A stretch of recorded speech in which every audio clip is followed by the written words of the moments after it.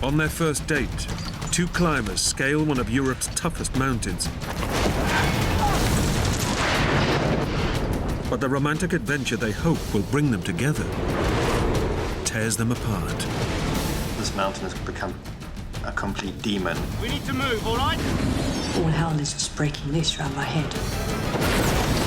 Trapped inside a violent electrical storm, they must rely on each other to survive. It's an utterly desperate situation. I'm thinking we're not going to survive. Jeremy!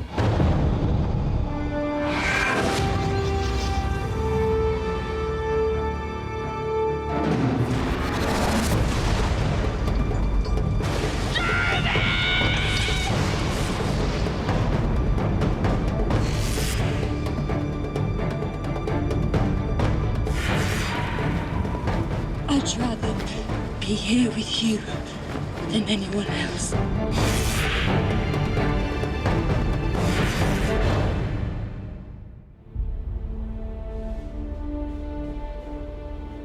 The Pitzpadille Mountain. Standing at 3,300 meters, its razor-sharp ridge forms the border between the Swiss and Italian Alps. People come from all four corners of the globe to do this climb and to test themselves on this mountain.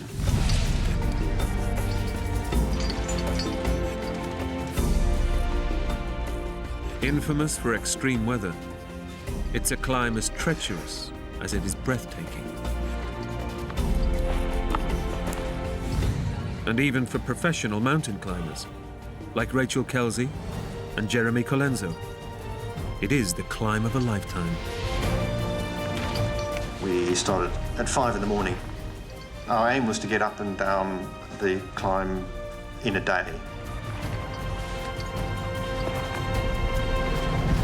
That was fun. It was a wonderful feeling because we just moved so quickly and easily up this mountain.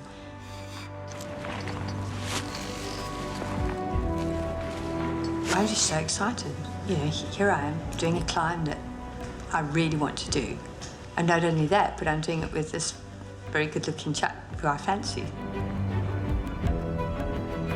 Just great to be there with someone who's both a climbing partner, but also someone who you're becoming very fond of. I was quite attracted to his quiet but confident nature. Climbing. And really liked a sense of adventure and just relaxed personality. This romantic adventure is actually Rachel and Jeremy's first real date.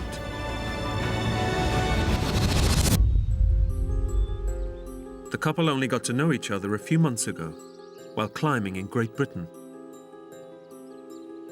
We did a couple of local climbs together, and at this point I decided that I quite liked him. We sort of hit it off, really, and a climbing partnership stroke friendship developed. Then he said, "Would you like to come to Italy with me?" I was totally bowled over, you know, taken aback. I had all these romantic visions of Italy and floating down the river on a gondola. But it very quickly became apparent that he was actually inviting me to go and do a climb.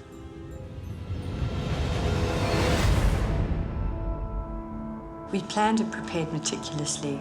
We looked at guidebooks, we got maps of the route. We worked out exactly what equipment we'd take. These little rucksacks hold about 20 litres, and in it we have just the essentials we'll need to succeed in this climb.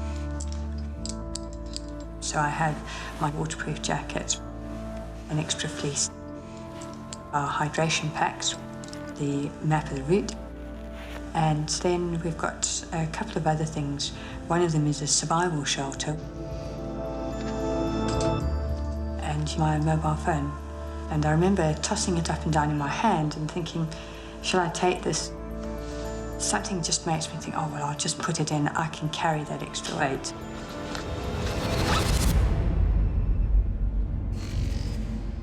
Jeremy and Rachel are ascending the Pittsburgh mighty North Ridge. The grueling climb up and then down the mountain should take them 14 hours. Weather permitting, their plan is to be back at base camp well before nightfall. We were making incredibly good time. We didn't feel like we were rushing. We felt like it was just going really well.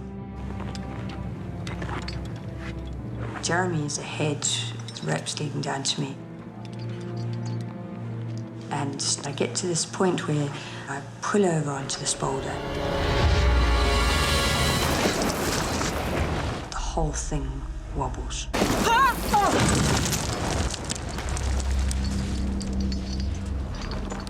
My heart just leaps into my throat.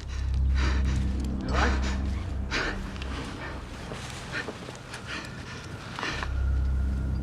These moments when things nearly go terribly wrong, you have to just take a few deep breaths and recollect yourself and then keep going. If you're not scared at all on a climb, it's probably not the right challenge for you. 2 hours later, and Jeremy and Rachel have overcome the most technically challenging part of the climb. Now, over 3,000 meters up the North Ridge, the couple are only minutes from the summit.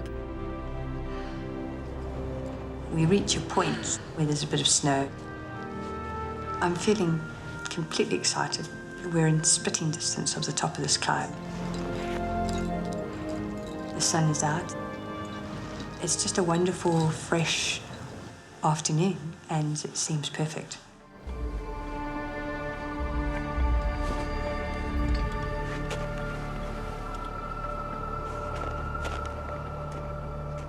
But with only 30 meters to go, they face a crushing blow. I could see that the rock had become like an icy pavement. But if you turn that pavement vertically and then try and climb it, you get an idea of what you're confronted with. They didn't expect to face ice, so haven't brought the equipment needed to climb it safely. We were probably 30 vertical meters from the summit, but I realized that that was the end of our climb. That's okay, yeah? Okay, let's go. There is a feeling of disappointment there. There definitely is. But there's no time for that. You just need to prepare with the next section and get on with it. And the next section's getting down. But unable to reach the summit, Rachel and Jeremy can't see a massive electrical storm that's brewing in the valley beyond.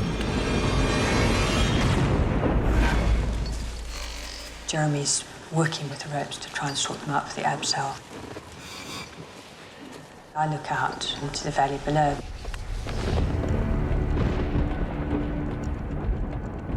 And I notice these clouds swirling in.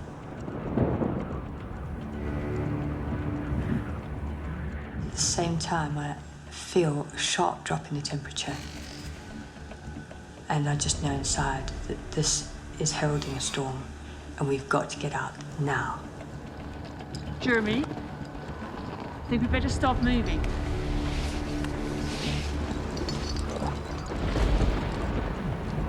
I can hear wind, which is like, it sounds like a freight train coming at you. And I realized the weather's turning. Right. You're up. Let's go. Jeremy and Rachel know it's simply too dangerous to stay on the mountain. So quickly we just get out our head torches, put them onto our helmets. We throw on our waterproofs and get ourselves prepared, basically for the worst. They must rappel down before the storm unleashes its full fury. And then there's this huge crack of thunder and the whole sky lights up with this incredible pink lightning. We need to move, all right? My heart begins to pound because 90% of accidents in the mountains happen on the descent, not the ascent. And now they must attempt the perilous descent in the midst of a raging storm. On a good day, with clear skies, descending down this mountain is a tricky task for an experienced climber. In a storm, it's just a nightmare. Seeing the flash and hearing the clap of thunder simultaneously, we know that the storm is right on top of us. We are surrounded by metal, and we've got every chance of being hit by a bolt of lightning. After 3 hours, they're not even a quarter of the way down. And as the light fades, the temperature plummets to -7 Celsius. I'm suddenly aware of this sort of static feeling in the air, like the air is charged. Jeremy's a very calm person, but I can see in his eyes that he looks worried. And I know that if he's worried, it's the time to be worried. I've never been so terrified in my life. And suddenly there's a huge explosion.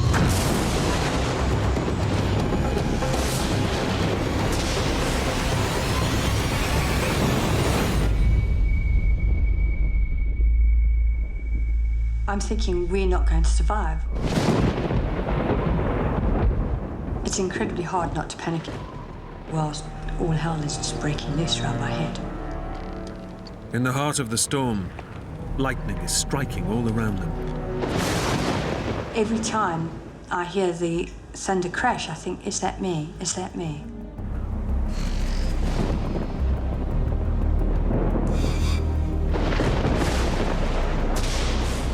I don't know exactly how many abseils we've done. All I know is that we've been what feels like hours. Jeremy's setting off in the next abseil, and I just think there's something not right here. I abseil past this block, and the rope catches behind the corner of the block. And I can't get the rope out.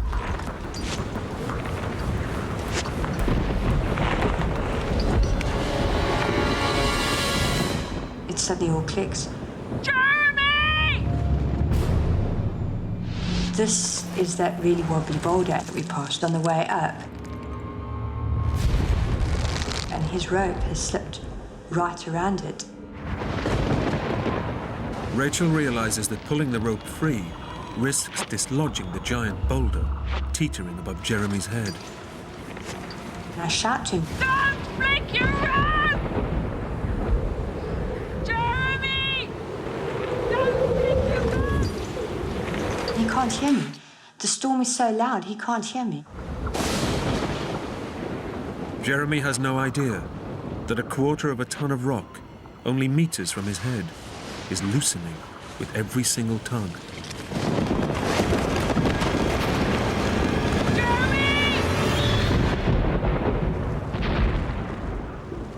I hear this huge, terrible sound as it bounces down the mountain.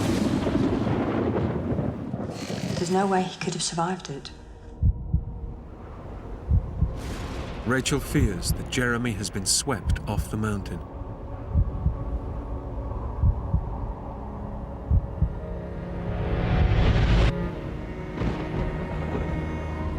Eventually, I opened my eyes. It was a huge rush of relief and surprise to see him there.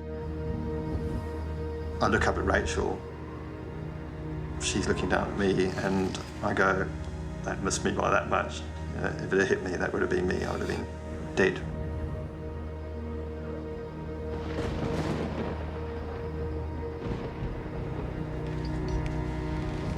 He was ashen-faced and had these huge white eyes. And I can't believe that's just happened.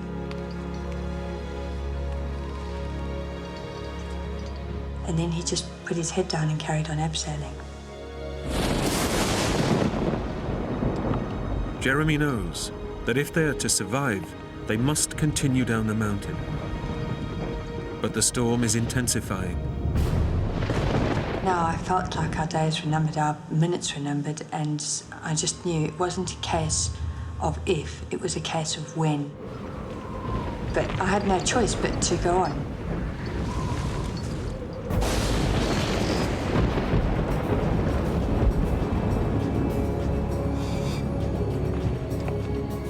As they press on, Jeremy and Rachel face a new challenge. It's becoming increasingly difficult to find the features that we passed on the way up. We pulled out our guidebook and we tried to work out where we were, and we just couldn't. Can you see this? Here. Okay, look for that. You're now looking at a different mountain, a different ridge to the one that you ascended.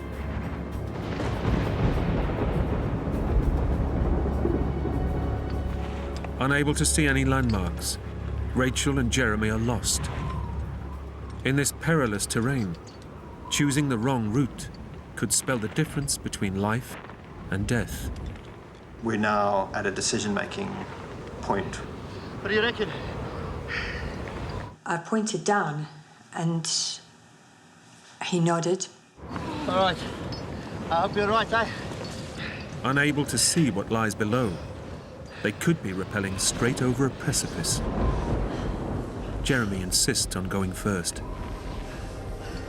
The last thing I remember seeing was the red hood and his head torch. And then I was alone. And it was very, very frightening. I find myself on the lip of an overhang.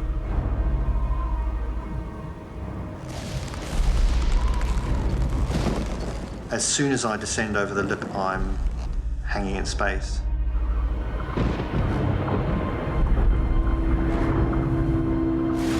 Below, there's a black, inky void. I had no way of knowing whether this was the right way. And it was too late to call him back. I had to just wait. I'm thinking, okay, I've tied a knot in the end of the ropes, but what if I get to the end of them and I still haven't touched down? The only way out of here is to descend. Jeremy has only 30 meters of rope left, but the void below could be hundreds of meters.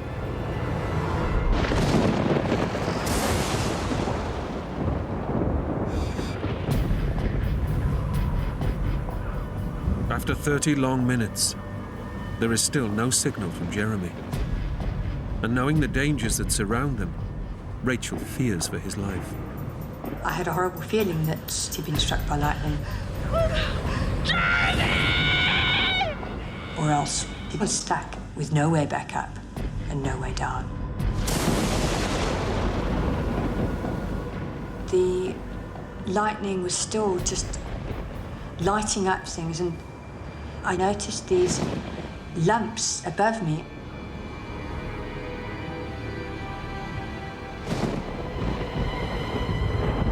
These were actually pitons, which had been banged in a line. Suddenly I knew exactly where we were. The position of the pitons tells Rachel they've strayed from the main ridgeline. Jeremy! Jeremy! And Jeremy is now descending into a 600-meter void with just 30 meters of rope. We must have gone 10 meters, of course, if that. And yet, the ramifications could spell the end for us.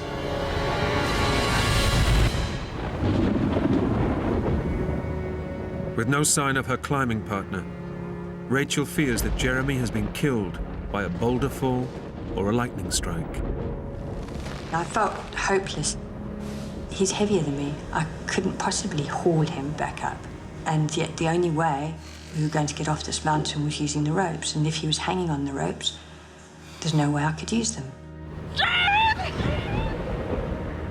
I would have had no option but to actually sever the rope. She faces an unthinkable dilemma. Stay here, roped to a dead man, and face a slow death, or contemplate cutting the rope and escape. I was just praying. I was absolutely praying and hoping that I wouldn't have to do it. But down below, Jeremy is actually still alive. He's reaching the end of his rope, with nearly 600 meters of clear air still below him. My gut feeling was that we made the wrong decision. I need to go back up the ropes.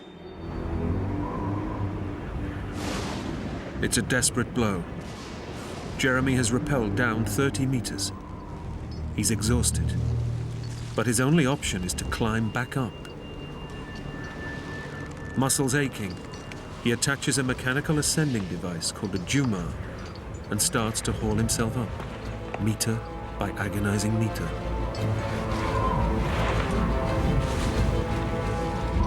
I'm doing these pull-ups whilst being battered by this 70-mile-an-hour wind. It's just horrendous.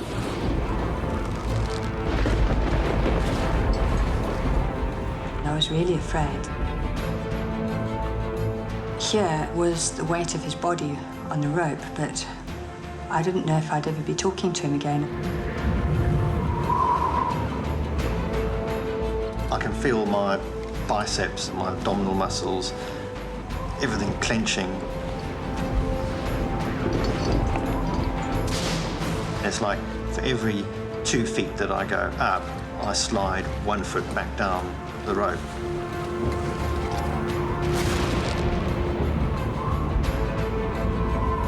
Rachel knows that time is running out. Unaware that Jeremy is climbing back up the rope, she prepares to make the toughest decision of her life.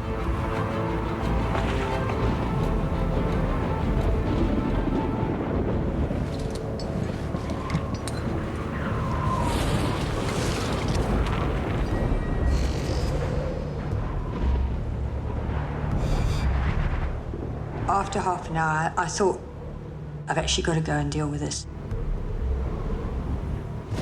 Even if Jeremy is dead, Rachel decides she cannot cut the rope. Instead, she risks her own life by going to look for him. I leaned back and I remember looking down and seeing this bright beam of light. It was Jeremy's head torch.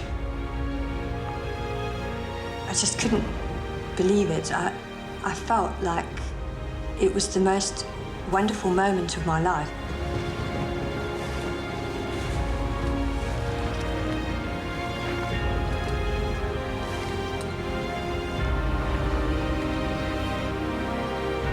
I just completely forgot about the storm and where we were, and I gave them this massive hug. So pleased to see you. Okay? I was just so glad to be back. The reunion brings home what they now mean to each other. But still, 3,000 meters up a storm-lashed mountain, Rachel and Jeremy remain in grave danger. If they're to survive the freezing night, the next challenge is to find shelter. And their only hope is to reach a small ledge 20 meters away. I'll go first, and then you follow, all right?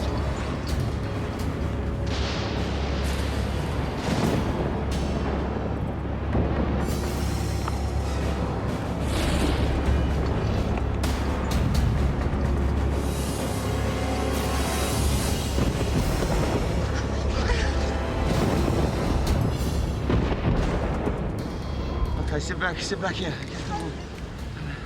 We've been through hell. Now we've landed on this ledge. But it's halfway up the mountain.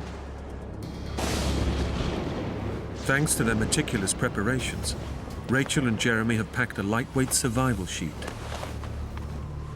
It's now all that stands between them and the bone-chilling force of the storm. You okay? Yeah. As soon as you stop moving, you can feel how cold it is. By our calculations, -10. With that sort of wind, it's -25. I'm now shivering uncontrollably.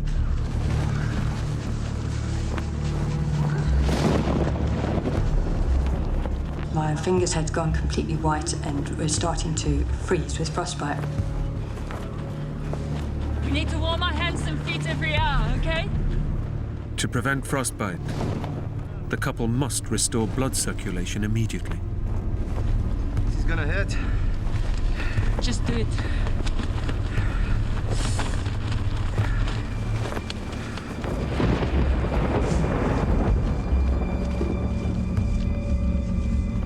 It's an incredibly painful experience as the blood starts circulating back. Oh! The feeling is like sticking your hand into a burning flame and leaving it there. As the night progresses, temperatures plummet to life-threatening levels. Trapped 3,000 meters up the mountain, the couple now face a battle to survive. It was apparent how close we were to becoming severely hypothermic.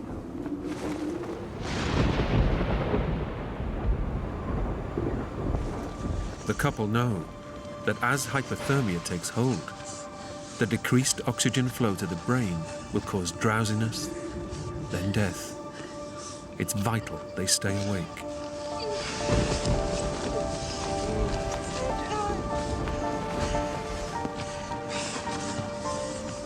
If one of us had gone to sleep, it would have been far too tempting for the other one just to have a few minutes as well and then not wake up.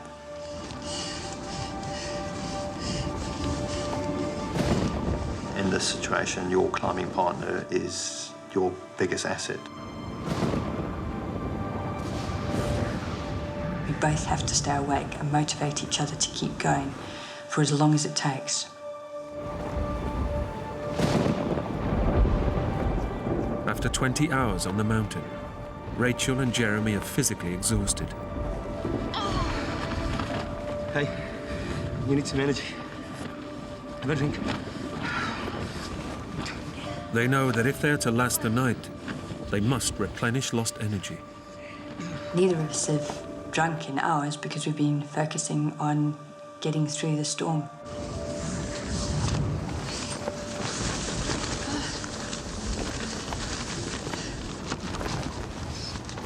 So we pull out our liquid carbohydrate packs, which are now just solid ice.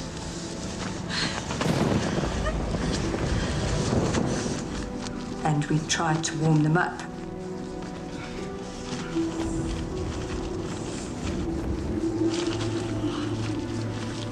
It makes no difference at all. Our bodies are too cold to defrost these in the slightest. It's a huge blow to our morale. Jeremy and Rachel now face the longest night of their lives. It's too frightening for me to think about what on earth is going to happen next. I reckoned we had about a 30% chance of survival.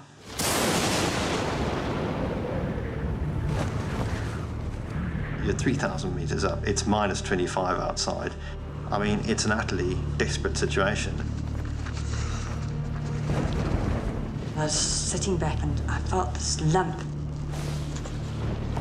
And then suddenly something dawned on me.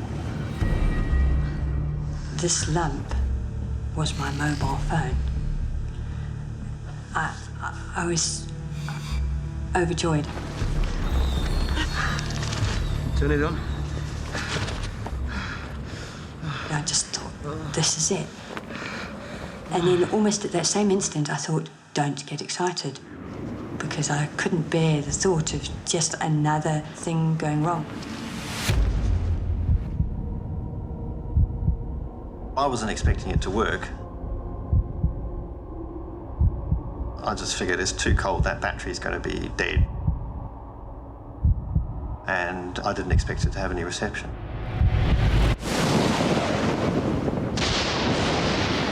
I just prayed, I just thought, please, please. Yeah! It was just like a golden moment. A couple of bars of battery life and then 3 bars of reception.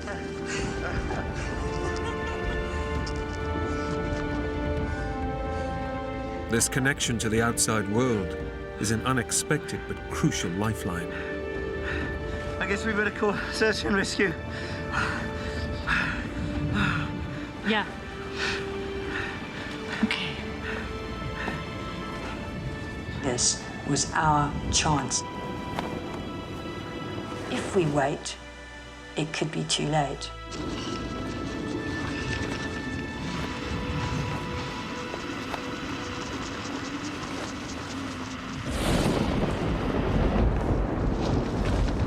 I couldn't get through. It's the right number. I know it's the right number. Try it again.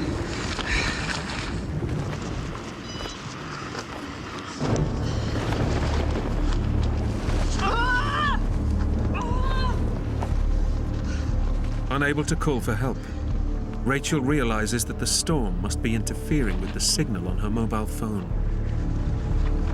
I don't know if this will work, but let's try an SMS. Then we decided that we were going to send a text message to one of our most reliable friends. Try Avery. No? Keep it simple.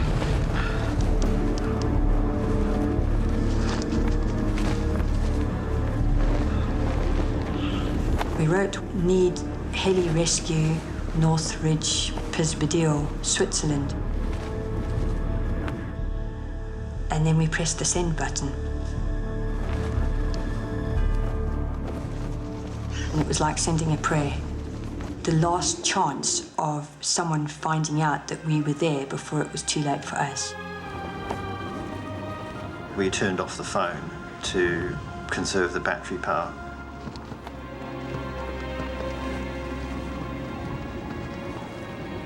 The focus is now on surviving.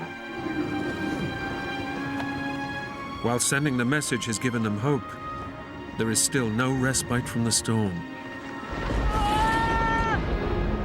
We were aiming for dawn. We didn't know what dawn had to hold because, if anything, the storm just appeared to be getting worse.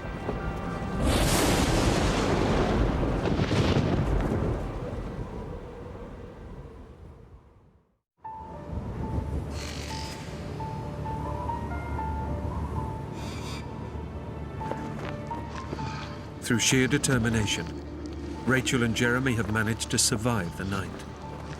It went from being black to grey outside, but daylight had no bearing on the temperature. Each time the wind blows out, little ice crystals come and shower your body.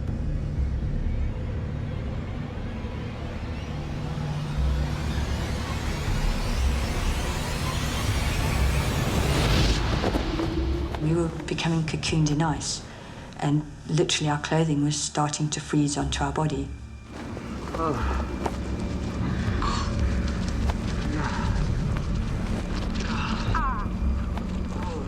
I felt completely exhausted, you know, just shattered.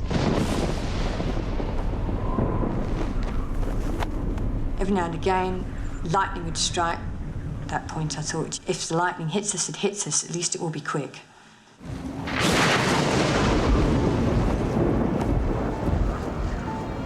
There's no way we can descend. it would have been a suicide mission. Exhausted and hypothermic, trying to rappel off the storm-lashed mountain is impossible. Right. Let's see if we got an SMS. I switched on the phone and we took a deep breath. And then we heard that sound. It was from Avery. He said, "I'm on the case."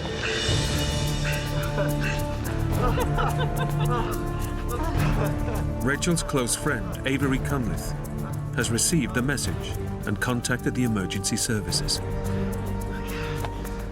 It really gave me hope that there were now people out there who knew our situation, understood it, and were on the case. But until the weather improves, any rescue attempt is out of the question.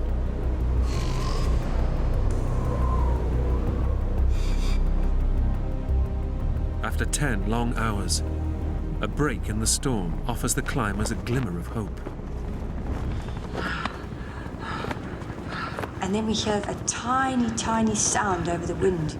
Do you hear that?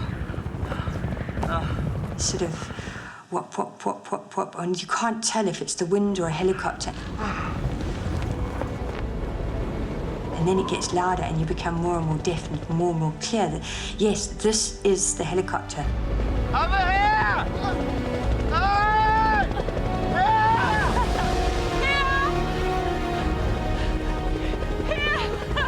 And I can see the helicopter and I jump up and down with the shelter in my hand and Jeremy stands there with his hands up. There was complete relief and elation.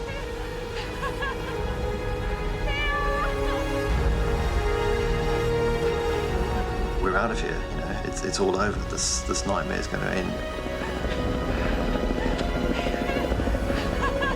And I can see the pilot. And it's like he's so close, I can actually touch him. I'm waiting for this man or this rope to come out of the helicopter, and it doesn't happen. We see this helicopter just being tossed about like a cork on the ocean, you know, up and down, left and right. And I just look at this and go, you know, there's no way. It's just suicide from their point of view. Trying to extract the couple in these weather conditions risks crashing the helicopter into the mountainside, killing Rachel and Jeremy, as well as the crew. It's devastating. They were just so close, and yet a world apart from us. Jeremy hugged me and he said, Hey, you know where we are, all right? They'll get to us. Don't worry, all right? They know where we are. I had to say the right things, but I knew deep down that we were going nowhere. As dusk falls, Rachel and Jeremy face another horrific night on the mountain. Rapidly succumbing to hypothermia, the couple risk losing consciousness and slipping into a coma. "We are very much on borrowed time now." And he squeezes me, and then I knew that I might not get another opportunity to say it, so I just said, I'd rather be here with you than anyone else. Me too.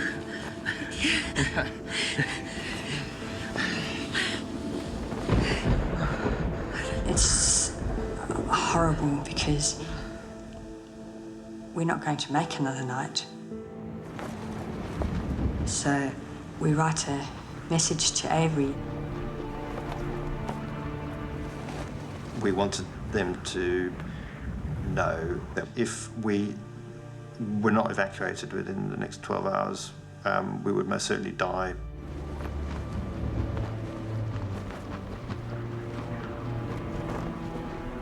It's a horrible, really horrible thing to do, to write to a friend of yours and tell them that you're not going to live.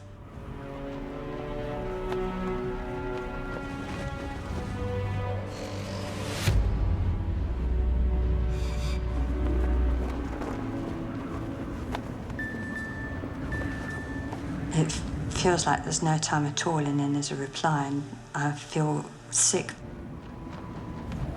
when I see what he's writing back to me. And he says, "Shall I call your family?"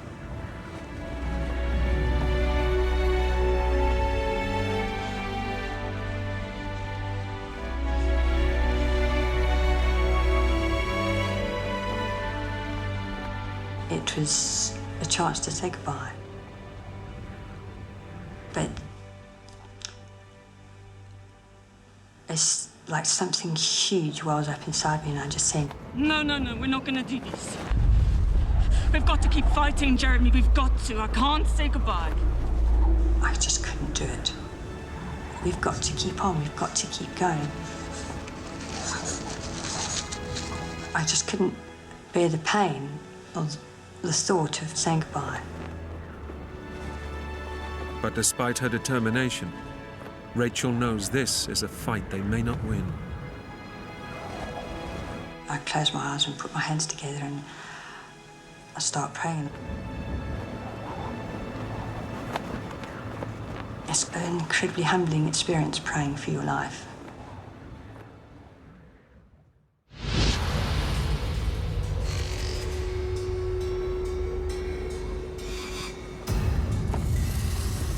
I was vaguely aware of it getting light, but it was almost like it didn't matter anymore because I couldn't function anyway. Against all the odds, the couple have endured a second night. But they're now losing the will to survive.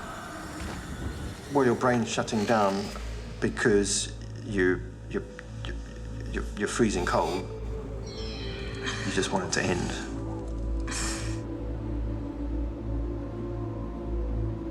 And then it just suddenly became apparent to both of us that the wind was dying down.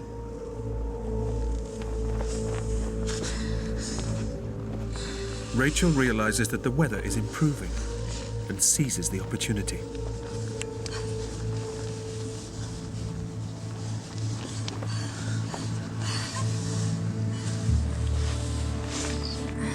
I turned the phone on and I called the rescue team. And amazingly, when I dial this number, we get straight through. Hello, this is Swiss Alps Rescue. Hello. I said, Rachel. which I knew was my voice, but I didn't know what was coming out of it. It was like being drugged. Hello, Rachel. And I heard this really ecstatic sound on the end of the phone, almost like someone who incredibly surprised. They couldn't believe that we were actually alive. Okay, we're going to send... They tell us that they're going to make a rescue attempt at 7 o'clock. But I don't want to get too excited. Jeremy and Rachel know this rescue attempt is their last chance.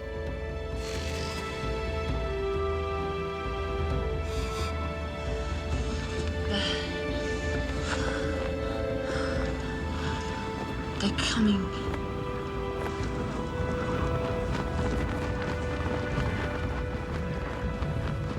Jeremy said it's coming up the ridgeline, and we couldn't see it yet, but we could hear the direction.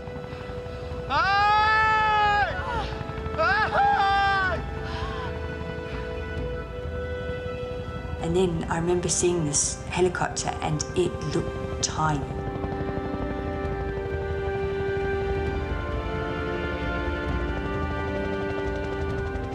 This mountain is huge, and there was this tiny little black dot working its way towards us, and then suddenly it just became bigger and bigger, and then it was right there.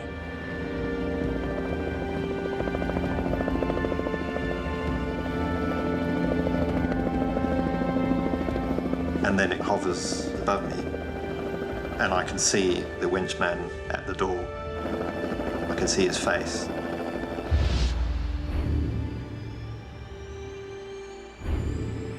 I could see the cable coming towards me.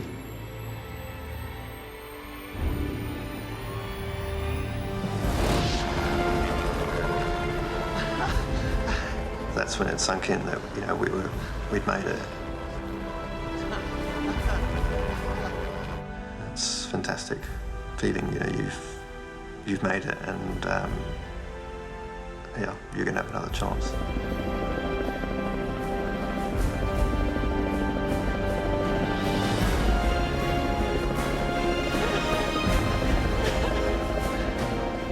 We've done it. We've survived, and I could smile. I knew we were alive now.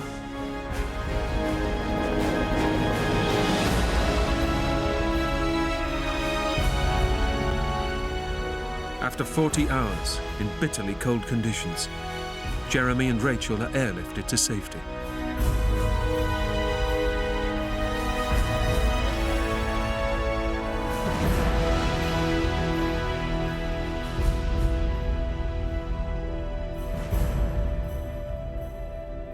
Thanks to their survival efforts, the couple suffered no long-term damage, and both made full recoveries. However, their experiences on the mountain did have a lasting effect. Those 2 days changed my life. I'd set out with someone who I thought was good-looking, a good climber, and now suddenly here was someone who I had this incredibly close connection with. Someone who, as long as I lived, would be in my mind. Someone who would stand by me and be with me every step of the way.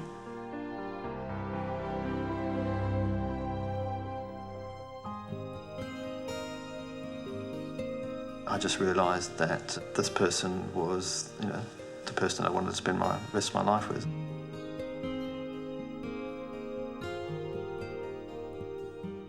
Each day I wake up and I just feel so happy to be alive and so thankful.